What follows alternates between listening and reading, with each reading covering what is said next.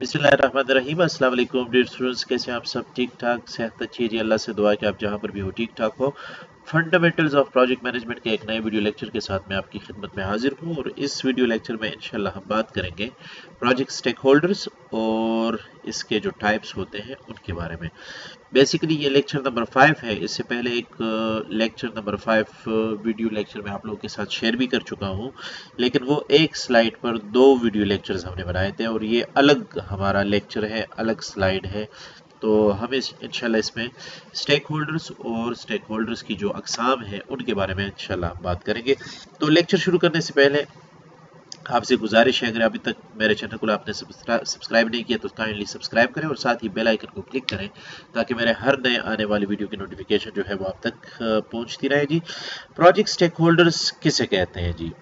Lecture शुरू करते हैं जी। आप लोगों ने काफ़ी सुना होगा, प्रोजेक्ट मैनेजमेंट से आपका ताल्लुक हो तो फिर तो ज़रूर आपने सुना होगा। और ये प्रोजेक्ट स्टेक होल्डर्स वो इम्पोर्टेंट एरिया है प्रोजेक्ट मैनेजमेंट का कि जिसके बगैर आप कभी कह भी नहीं सकते कि आपका प्रोजेक्ट जो है वो सक्सेसफुल हो सकता है या नहीं हो सकता।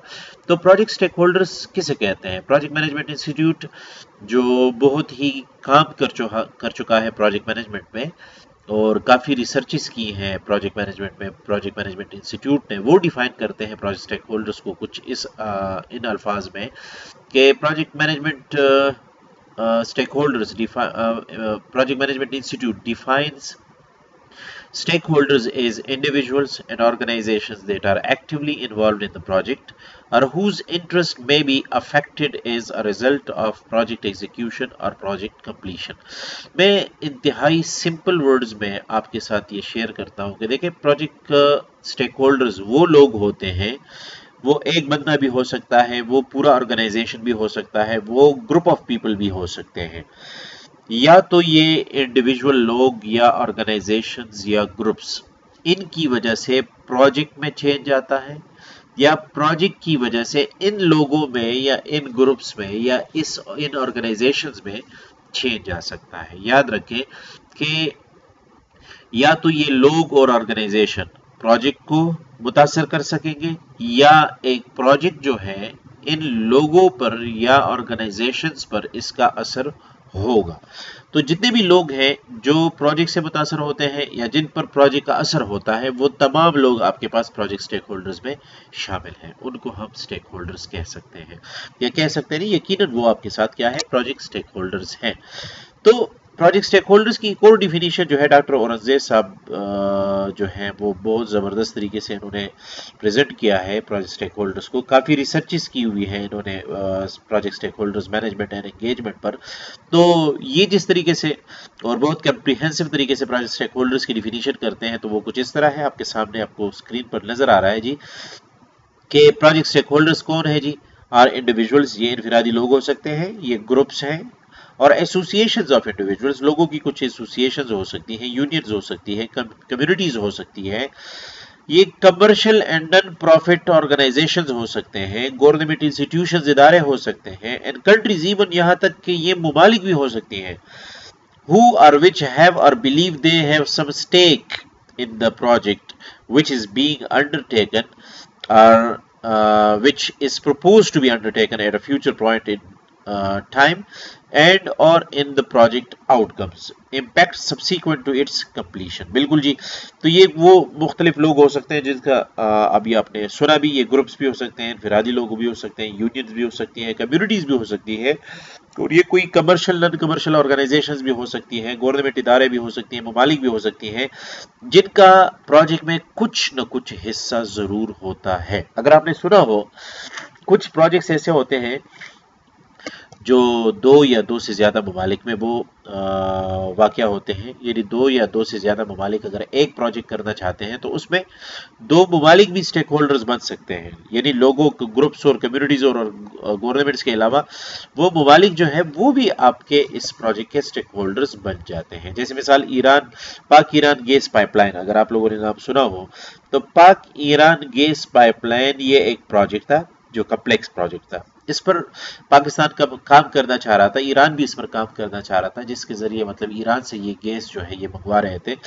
तो वो प्रोजेक्ट कंप्लीट तो नहीं हुआ खैर, लेकिन उसमें स्टेक होल्डर्स जो थे वो अफगानिस्तान भी उसमें स्टेक होल्डर्स था, स्टेक होल्डर था और कुछ और भी लोग थे, ऑर्गेनाइजेशन, कंट्रीज वगैरह के, जो कुछ मतलब चाह रहे थे कि ये प्रोजेक्ट हो जाए, जो नहीं चाह रहे थे कि ये प्रोजेक्ट ना हो जाए। Positive negative impacts stakeholders के ज़रूर हो सकते हैं या होते हैं आपके प्रोजेक्ट पर, तो वो तो आपने बाद में देखना होता है।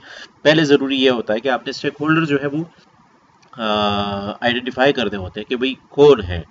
अगर आप लोग को ये पता नहीं है कि आपके प्रोजेक्ट के स्टेक होल्डर्स कौन है, तो आपको पता भी नहीं चलेगा कि जी कहाँ से आपको नेगेटिव जो है वो लोग टारगेट कर रहे हैं, कहाँ से आपको अपॉर्चुनिटीज़ मिल रही है, कहाँ से आपका नुकसान हो रहा है वगैरह वगैरह। तो इन चीज़ों को मालूम करने के लिए ज़रूरी है कि आपको आपको आपको पता हो कि प्रोजेक्ट स्टेक होल्डर्स कौन है। तो देखिए, ये लोग जो हैं इनका प्रोजेक्ट में ज़रूर कुछ हिस्सा होता है, और वो हिस्सा इनको या तो काम करने के आखिर में मिल सकता है, या उस काम के दौरानिए में इनको वो फायदा मिल सकता है या वो हिस्सा मिल सकता है। तो ये एक्चुअली प्रोजेक्ट स्टेक होल्डर का एक और जो कम्प्रिहेंसिव डिफिनीशन है वो औरंगजेब साहब, डॉक्टर औरंगजेब साहब जो है उन्होंने किया हुआ है। अब आते हैं टाइप्स ऑफ स्टेक होल्डर्स की तरफ। साथ साथ आप चैनल को सब्सक्राइब भी करते जाएं, ये आपको हम रिमाइंडर जो है वो देते रहेंगे ताकि आप कहीं भूल ना जाए हमारे जो चैनल है उसको सब्सक्राइब करना, क्योंकि आपके प्यार और मोहब्बत की वजह से जो है हम मोटिवेट होते हैं और हम वीडियोस बनाते हैं। अगर आप लोग हट जाएं और आप नहीं देखेंगे तो फिर तो हम वीडियो नहीं बना सकते जी। तो टाइप्स ऑफ स्टेक होल्डर्स बहुत ज़रूरी है जी। दो तरह के टाइप्स हैं, प्राइमरी स्टेक होल्डर्स हैं और सेकेंडरी स्टेक होल्डर्स हैं। सबसे पहले हम देखते हैं कि प्राइमरी स्टेक होल्डर्स कौन है, कौन से लोग होते हैं, ये क्या है और ये क्यों ज़रूरी है वगैरह वगैरह। तो project primary stakeholders are those individuals or organizational entities who are which have a contractual or legal obligation to the project team and have the responsibility and authority to manage and commit resources according to schedule, cost and technical performance objectives। बिल्कुल जी, ये वो लोग होते हैं, ये वो organisations होती हैं जो या तो किसी कॉन्ट्रैक्ट की बुनियाद पर, जिसका कोई करारदाद हुआ हो, कोई एग्रीमेंट हुआ हो हमारे प्रोजेक्ट के साथ, या कानूनी तौर पर वो हमारे प्रोजेक्ट से रिलेटेड हो और उनको कोई रिस्पॉन्सिबिलिटी या कोई अथॉरिटी दी गई हो लीगली कि वो हमारे प्रोजेक्ट के रिसोर्सेज को, टाइम को, कास्ट को, टेक्निकल परफॉर्मेंस को, स्कोप को, इसको मैनेज कर सके, इस पर काम कर सके। जब ये रिस्पॉन्सिबिलिटी और अथॉरिटी आपके प्रोजेक्ट में जिन लोगों को दी गई हो, वो प्राइमरी स्टेक होल्डर्स कहलाएंगे।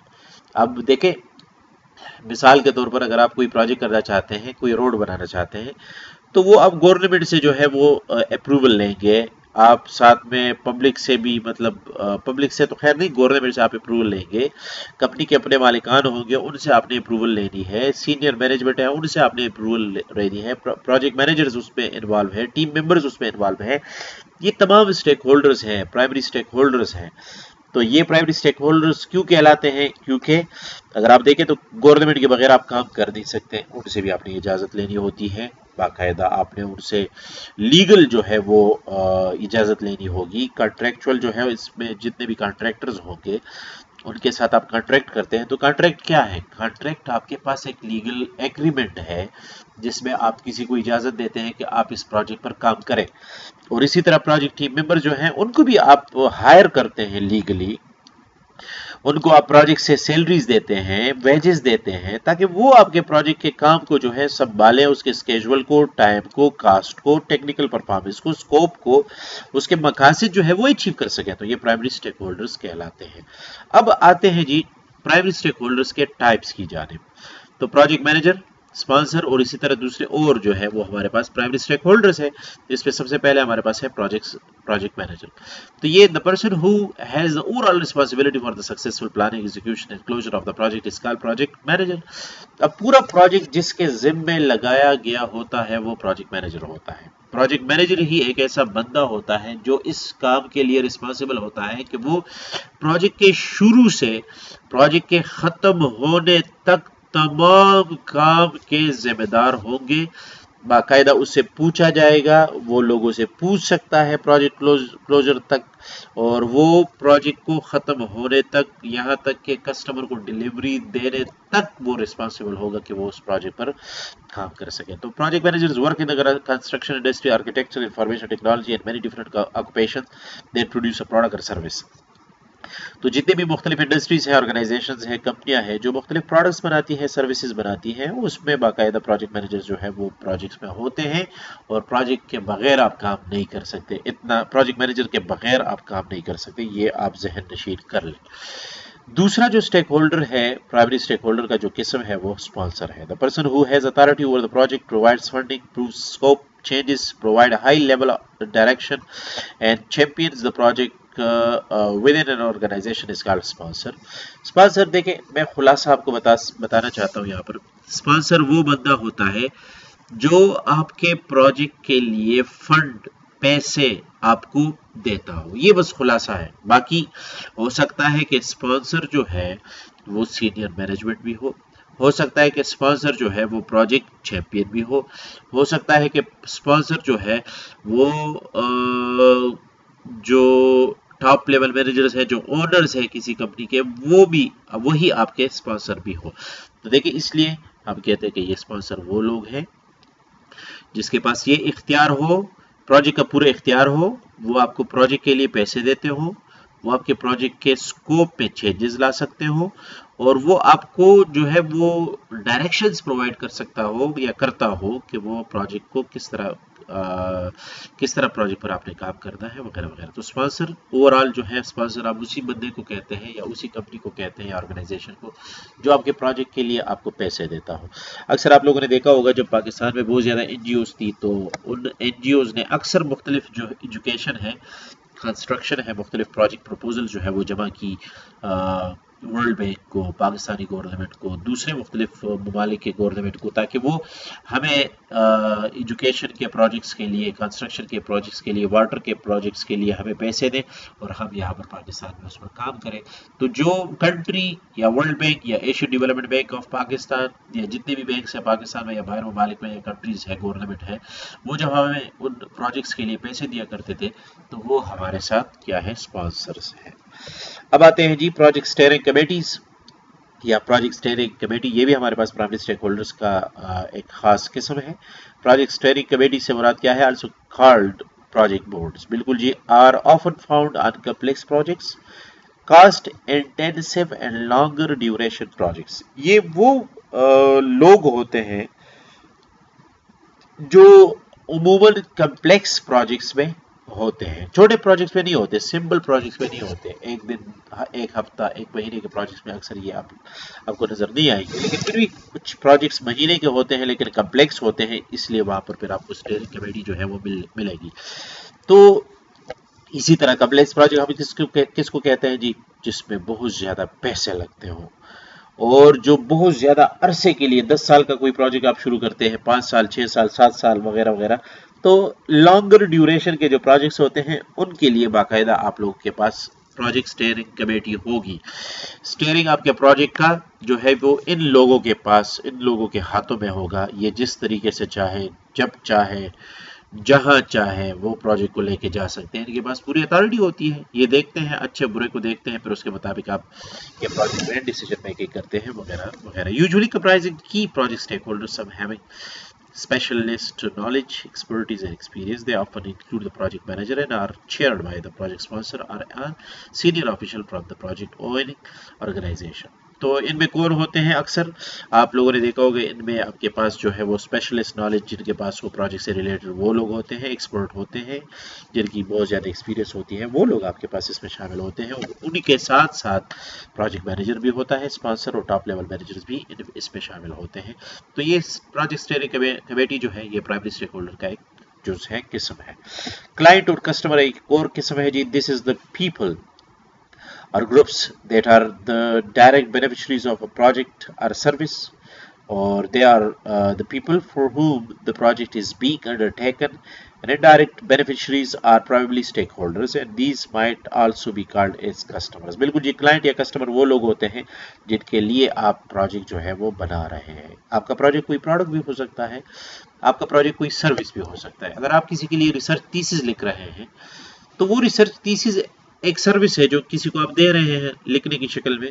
तो जिसके लिए आप वो थीसिस लिख रहे हैं, जिसके लिए आप कोई रिसर्च पेपर लिख रहे हैं, जिसके लिए आप कोई असाइनमेंट लिख रहे हैं, जिसके लिए आप कोई प्रोडक्ट बना रहे हैं, जैसे मिसाल कोई सॉफ्टवेयर आप बना रहे हैं, जिसके लिए आप कोई घर बना रहे हैं, जिसके लिए आप कोई टेबल बना रहे हैं, कोई रेफ्रिजरेटर बना रहे हैं, कोई मोबाइल आप जिन लोगों के लिए बना रहे हैं वगैरह वगैरह, तो वो तमाम आपके पास क्या है, कस्टमर्स है। तो कस्टमर्स भी हमारे पास प्राइमरी स्टेक होल्डर्स में शामिल है। और इसी तरह प्रोजेक्ट टीम जो है ये भी हमारे पास project stakeholders, primary stakeholders में शामिल है जी। प्राइमरी स्टेक होल्डर का एक किस्म है। तो टीम मेंबर्स कौन है जी? प्रोजेक्ट मैनेजर के अलावा आपके प्रोजेक्ट में जितने भी लोग हैं जिनको आप फुल टाइम पार्ट टाइम के लिए हायर करते हैं और उनको आप प्रोजेक्ट के मकासद को हासिल करने के लिए जॉब देते हैं, तो वो आपके पास प्रोजेक्ट टीम है। अब मैं ये सारा पढ़ूंगा तो ज़्यादा टाइम लगेगा, इसलिए मैं आपका टाइम ज़ाया नहीं करना चाहता, बोर नहीं करना चाहता। तो ज़रूरी है कि आपको एक अकाउंटेंट की ज़रूरत पड़ेगी, आपको लेबर्स की ज़रूरत पड़ेगी, आपको टेक्निकल लोगों की ज़रूरत पड़ेगी, आपको एक्सपर्ट लोगों की ज़रूरत पड़ेगी जिनको आप सैलरी पर लेते हैं। इस प्रोजेक्ट में बहुत सारे लोगों ने प्रोजेक्ट्स पर काम भी किया होगा, मुख्तलिफ प्रोजेक्ट्स में 1 साल 2 साल 3 साल 5 साल 10 साल के प्रोजेक्ट्स में काम किया होगा, उनका बहुत एक्सपीरियंस होगा। तो ये जो लोग इसमें काम करते हैं प्रोजेक्ट्स में, ड्राइवर्स होते हैं जो भी हैं, तो ये आपके पास प्रोजेक्ट टीम मेंबर्स हैं और इनके बगैर भी आप प्रोजेक्ट जो है वो सक्सेसफुली जो है वो कंप्लीट नहीं कर सकते। तो प्रोजेक्ट टीम मेंबर्स ये चीज़ है जी। फिर सप्लायर्स और वेंडर्स हैं। Suppliers and vendors are third party companies are specific people that work for the third parties. They may be subcontractors who are working under your direction, or they may be supplying material, equipment, hardware, software or supplies to your project. देखिए कुछ लोग ऐसे होते हैं जो project में, जैसे मिसाल आप अगर पेशावर में देखें तो ये BRT का जो प्रोजेक्ट्स है, अब इनको जो सरिया प्रोवाइड करते हैं लोग और उनके साथ भी कॉन्ट्रैक्ट किया होता है, जो फॉर एग्जांपल सीमेंट प्रोवाइड करते हैं उनके साथ भी उन्होंने कॉन्ट्रैक्ट किया होगा। तो जितने भी कॉन्ट्रैक्टर्स हैं, ठेकेदार जितने भी लोग हैं, मुख्तलिफ कंपनियां हैं, उनको मुख्तलिफ जगह दी हुई हैं, उसमें रोड बनाना BRT के लिए, उसमें आप फॉर एग्जांपल देखते हैं कि पुल बनाते हैं ये लोग और हाईवे वगैरह बनाते हैं, अंडरपास बनाते हैं वगैरह वगैरह। तो ये सब आपके पास है क्या है, ये सप्लायर्स हैं जो आपको माल भी प्रोवाइड करते हैं, और कुछ वेंडर्स हैं, कॉन्ट्रैक्टर्स हैं जो कॉन्ट्रैक्ट पर काम करते हैं। कुछ वक्त के लिए आपने उनको काम दिया होता है, आप उनको पैसे देते हैं और वो आपको सर्विसेज प्रोवाइड करते हैं। तो उसी प्रोजेक्ट में आप मजीद और लोगों को जो है वो काम देते हैं, ये सप्लायर्स और वेंडर्स कहलाते हैं जी। फिर है जी द प्रोजेक्ट कॉन्ट्रैक्टर। जिस तरह मैंने बात की आपसे कि contractor is a key stakeholder who performs the main physical work on typical construction projects on behalf of the project owner during the project execution phase. तो अभी मैंने आपको बताया भी कि जी कॉन्ट्रैक्टर है, कॉन्ट्रैक्टर एक्चुअली वो बंदा, वो कंपनी होती है जिसको आप प्रोजेक्ट के फिजिकल वर्क को जो है वो हवाला करते हैं। तो ये नॉर्मली कंस्ट्रक्शन में ज़्यादा होती है। जैसे मिसाल के तौर पर अगर आप कोई सॉफ्टवेयर बनाते हैं, चले कंस्ट्रक्शन नहीं है, कोई सॉफ्टवेयर आप बनाते हैं, तो एक दुकान के लिए अगर आप फार्मेसी शॉप के लिए अगर आप सॉफ्टवेयर बनाते हैं तो वो सॉफ्टवेयर लाजमी है कोई कंप्यूटर स्पेशलिस्ट ही आपके लिए बनाएगा। तो जो कंप्यूटर में एक्सपर्ट होगा, जो सॉफ्टवेयर बना सकता होगा, जिसने सॉफ्टवेयर इंजीनियरिंग की होगी, वो क्या करेगा जी, वो 20,000 रुपये में, 30,000 रुपये में, 50,000 रुपये में, जितना काम मुश्किल होगा, पैसे ज़्यादा होंगे, तो वो आपके लिए वो प्रोजेक्ट जो है वो बनाएगा, सॉफ्टवेयर आपके लिए बनाएगा। अब ये क्या है जी, आपने प्रोजेक्ट का जो असल काम है वो किसी कॉन्ट्रैक्टर को दे दिया। अब आप उसके साथ कॉन्ट्रैक्ट कर लेते हैं जी, 10 दिनों में आपने मेरे लिए ये सॉफ्टवेयर बनाना है और 10 दिनों के अंदर अंदर इस सॉफ्टवेयर में आपने ये ऑप्शंस वगैरह, ये चीज़ें, खुसूसियात, ये फैक्टर्स, फीचर्स आपने डालनी है, तो वो डाल देगा। 10 दिन बाद आपको वो चीज़ प्रोवाइड कर देगा। तो काम जो है आप किसी और के लिए कर रहे हैं, लेकिन आप करते किसी और पर है, उसको आप पैसे देते हैं। अब कस्टमर से मैं 50,000 रुपये लेता हूँ सॉफ्टवेयर का, जिससे मैं सॉफ्टवेयर बनाता हूँ उससे मैं 20,000 रुपये में सॉफ्टवेयर बना लेता हूँ। तो 20,000 रुपये में दे देता हूँ किसको जी, जिसने सॉफ्टवेयर बनाया। उससे मैं सॉफ्टवेयर लेके कस्टमर को दे देता हूँ 50,000 रुपये में, 30,000 रुपये मुझे प्रॉफिट हुआ जी। तो ये कॉन्ट्रैक्टर का काम है जी। अब जी प्रोजेक्ट कंसल्टेंट जो है ये भी आपके पास क्या है जी, project stakeholders, primary stakeholders का एक किस्म है। कंसल्टेंट वो लोग होते हैं जो एक्सपर्ट होते हैं, जिनके पास बहुत ज़्यादा नॉलेज होती है प्रोजेक्ट से रिलेटेड, उन्होंने बहुत ज़्यादा प्रोजेक्ट्स की भी होती है, प्रोजेक्ट से रिलेटेड बहुत इन्फॉर्मेशन उनके पास होती है। वो आपको गाइड करते हैं, वो आपको इन्फॉर्मेशन देते हैं, वो आपको आइडियाज़ प्रोवाइड करते हैं कि भाई आपने किस तरीके से इस प्रोजेक्ट को कामयाबी से पूरा करना है वगैरह वगैरह। अब आते हैं जी types of primary stakeholders में। एक और बंदा जो बहुत ज़रूरी होता है, लेकिन ज़रूरी नहीं है कि सब किस्म के प्रोजेक्ट में ये हो, लेकिन कॉम्प्लेक्स प्रोजेक्ट्स में तो ये ज़रूर होता है, प्रोजेक्ट चैंपियन जिसको हम कहते हैं। देखिए प्रोजेक्ट चैंपियन कौन होता है, performs a crucial supporting function on projects. ये आपको हेल्प करता है, प्रोजेक्ट मैनेजर की हेल्प करता है। क्यों? इसके पास बहुत ज़्यादा इंफॉर्मेशन नॉलेज होती है। The champion educates the project to senior management. अब प्रोजेक्ट जो ये चैंपियन जो है, प्रोजेक्ट में जो कुछ चल रहा होता है वो प्रोजेक्ट से रिलेटेड इंफॉर्मेशन प्रोवाइड करता है टॉप लेवल मैनेजर्स को।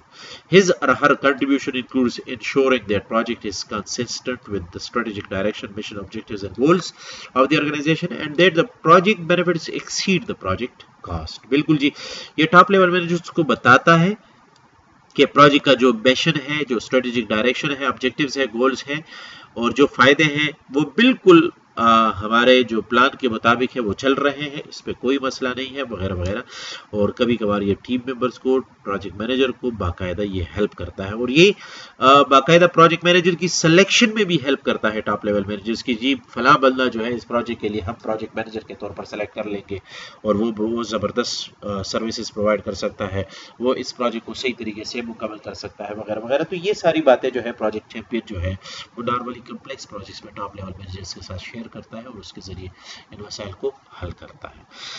फिर सीनियर मैनेजमेंट जो है ये भी टॉप या प्राइमरी स्टेक होल्डर्स के जो टाइप्स हैं उनमें से एक किस्म है। सीनियर मैनेजर उमूमन टॉप लेवल मैनेजर्स को कहते हैं, और आप लोग को पता है कि टॉप लेवल मैनेजर्स कोई सोल प्रोप्राइटरशिप बिजनेस में या पार्टनरशिप बिजनेस में मालिकान ही होते हैं। लेकिन जब आप बात करते हैं ज्वाइंट स्टॉक कंपनी की, तो ज्वाइंट स्टॉक कंपनी में फिर आपके पास शेयर होल्डर जो होते हैं वही आपके पास, उनमें से ही कुछ सीनियर मैनेजमेंट के तौर पर या टॉप लेवल मैनेजर्स के तौर पर जो है वो आपके साथ काम करते हैं। तो senior management top level managers होते हैं जो आपको अथॉरिटी प्रोवाइड करते हैं, जो आपको आपके प्रोजेक्ट को स्पॉन्सर करते हैं, जो आपको गाइड करते हैं कि भाई प्रोजेक्ट को किस तरह परफॉर्म करना है, कौन सा प्रोजेक्ट करना है वगैरह वगैरह। अब आते हैं जी सेकेंडरी स्टेक होल्डर्स की जानिब। तो प्रोजेक्ट सेकेंडरी स्टेक होल्डर्स जो है वो कुछ मुख्तलिफ ऐसे ऑर्गेनाइजेशंस हैं, ऐसे लोग हैं जो डायरेक्टली इन्वॉल्व नहीं होते हैं प्रोजेक्ट में।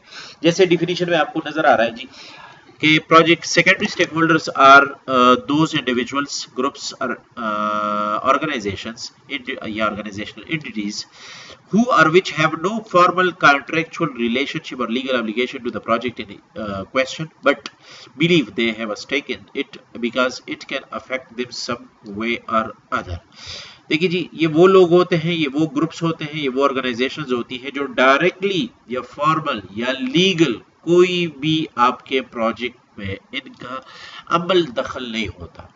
लीगली कोई ये दखल अंदाजी नहीं कर सकते, इनके पास कोई हक ही नहीं होता, और फॉर्मली इनके पास कोई अथॉरिटी रिस्पॉन्सिबिलिटी नहीं होती कि वो आपके प्रोजेक्ट में कोई बात कर सके। लेकिन इनफॉर्मली होता है, इनडायरेक्टली इनका असर आपके प्रोजेक्ट पर होता है, या इन पर आपके प्रोजेक्ट का असर जरूर हो सकता है।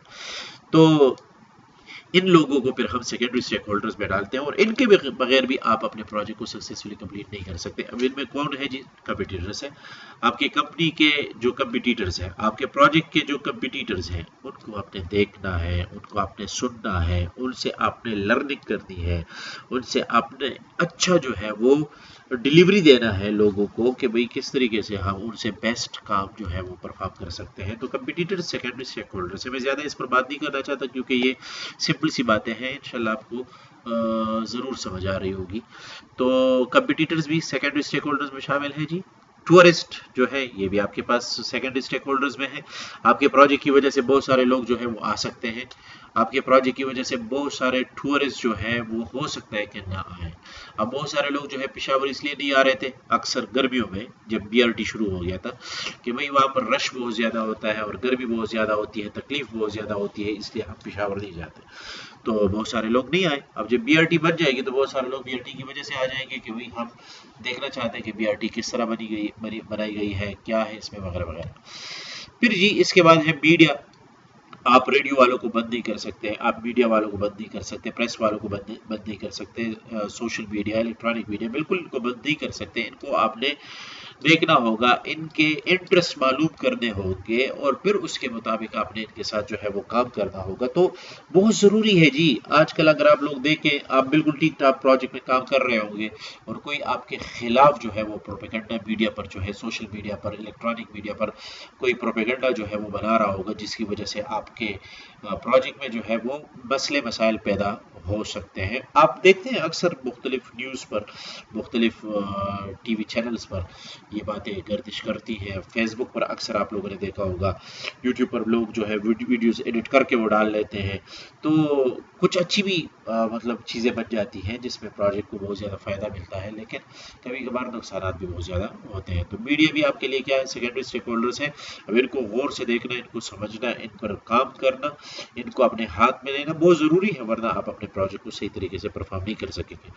और फैमिलीज जो है वो भी आपके साथ क्या है जी, सेकेंडरी स्टेक होल्डर के टाइप्स में शामिल है। और देखें, जो लोग आपके साथ ऑर्गेनाइजेशन में काम कर रहे हैं, ज़रूरी है कि आप मतलब उन लोगों के जो सपोज ये फैमिलीज़ हैं, उन फैमिलीज़ को आपने बहुत ज़्यादा हेल्प करना है। जैसे मिसाल आजकल जो है कोरोना वायरस की वजह से वो तकरीबन सारी ऑर्गेनाइजेशंस, कंपनियां जो है वो बंद है।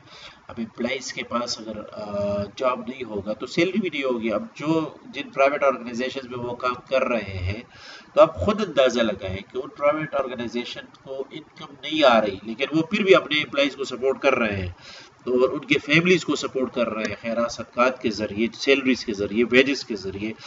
तो बहुत ज़्यादा ये आपके आइंदा जो प्रोजेक्ट्स हैं उन पर बहुत ज़्यादा इसका असर होगा और इनकी ज़रूरियात को पूरा करना आपके लिए बहुत ज़रूरी है, आपके प्रोजेक्ट के लिए बहुत ज़रूरी है। इसी तरह देखें, अगर आप फैमिलीज के लिए एक पीसफुल, क्लीन और हेल्थी, सिक्योर और चाइल्ड फ्रेंडली एनवायरनमेंट पेश करेंगे अपने प्रोजेक्ट्स के ज़रिए, तो ये लोग आपके प्रोजेक्ट्स को हमेशा वेलकम करेंगे और आपका प्रोजेक्ट जो है इनकी वजह से कभी भी मुतासर नहीं होगा नेगेटिवली। और इसी तरह द जनरल पब्लिक है, हम लोग हैं जी। आप एक रोड बनाते हैं तो उसकी वजह से आम पब्लिक को कितनी तकलीफ होती है, बीमार होते हैं, वहाँ पर बहुत ज़्यादा मसले मसाइल होते हैं। तो जनरल पब्लिक जो है ये भी आपके पास क्या है जी, सेकेंडरी स्टेक होल्डर का एक टाइप है। तो मैं उम्मीद करता हूं कि प्राइमरी और सेकेंडरी स्टेक होल्डर्स की जो अंडरस्टैंडिंग है वो आपको मिल गई होगी। इंशाल्लाह एक नए वीडियो लेक्चर के साथ आपकी खिदमत में दोबारा हाजिर होगा। अपनी दुआओं में बहुत सारा मुझे भी याद रखिएगा और अपने पेरेंट्स को भी याद रखिएगा। इंशाल्लाह फिर एक और वीडियो के साथ आपकी खिदमत में हाजिर होगा। मुझे इजाज़त दीजिएगा। अल्लाह हाफिज़।